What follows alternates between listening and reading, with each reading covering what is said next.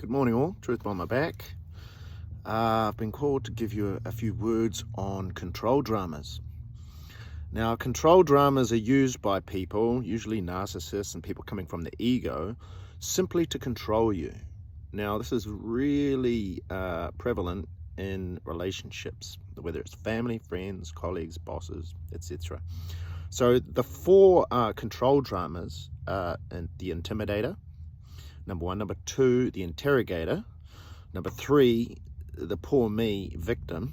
And number four, aloof. So let me give you an example.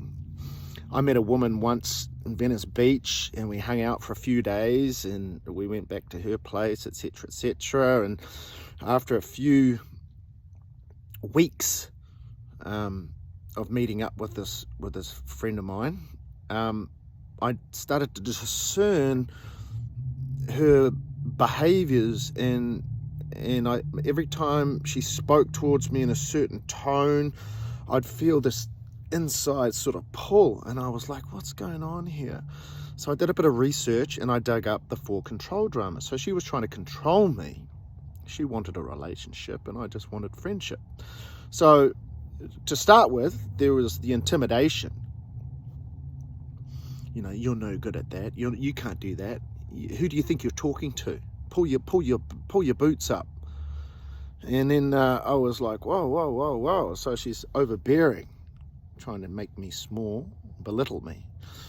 And then from there we moved into the interrogator. So she was like, well, where you going? How long are you going to be? You said you were going to be back at 5. Why are you going to the beach now?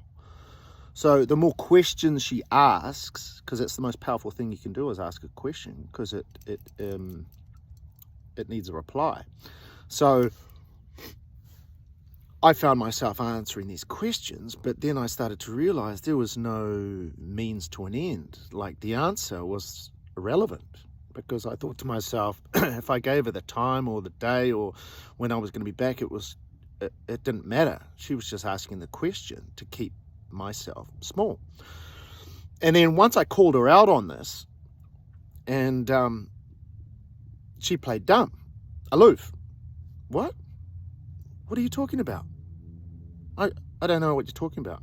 I'm confused. Oh, you're just crazy. So she plays dumb, which is the aloof control system. And you constantly start providing more explanation and more information to try and communicate and make that connection, but they have no intention of making the connection, because it leaves you in a state of helplessness. And I was like, wow, that's something else. And then after that, I started doing my own thing, as I do. It became this sob story.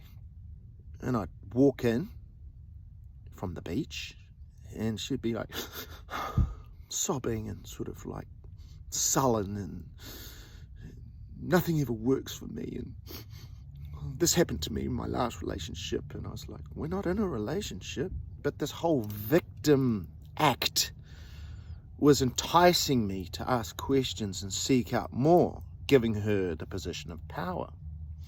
So these are the four control dramas. And I observed this over a number of weeks, and she just bounced from one to the next, to the next, to the next, to the next. And I was just like, this is incredible. And she had a house with a surfboard, and she had the scooter and the V-dub, and she had the fashion magazines on the table, and she had all the crystals and everything. Like, she had created this whole life and it was all fake. Like, she was this person. And she said to me, well, why can't I find someone? I said, well, you have to find yourself first. I said, when was the last time you went to the beach? And she goes, I haven't. And I said, how long have you been living here? And she said, 5 years. 5 years living in Venice Beach, one block, never been to the beach.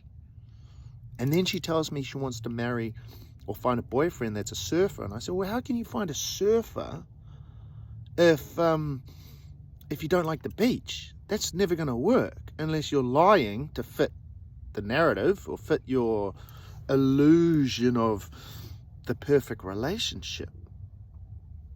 Yeah, that's how creepy and sinister these creatures are, because it's not her. As I did a bit of research, and I'm pretty gifted with psychology, I drilled down and I said, wow, you know, something happened to you when you were younger, and it was no good. Can you remember? And she said, oh, I was 5 and this person was picking on me, etc., etc., and I had these thoughts that I wanted to do something nasty to her. And in that moment, she invited in a spirit. See? So the spirit then comes in and works on her behalf. So the spirit then attacks this person, unbeknownst to her, but she gets a kick out of it. She's like, oh, I got my revenge sucked into that poor girl. And so in that moment, she's forged not only a communication, but a bond with an entity. And that entity works on behalf of her. So she's created this whole world, fake world, and it's not her. It's the entity that's brought her these opportunities, these things into her frame, her world. But she has to pay that back, you see. There's always a karmic payment between oneself and an entity if you invite it in. And sometimes, you know, when the devil comes calling, you've got no position to negotiate. It just takes. Anyway, we've kind of moved off the topic there. I'll do another video on entities and how they operate. But just remember the 4 control dramas, because who you think someone is may not be who they are.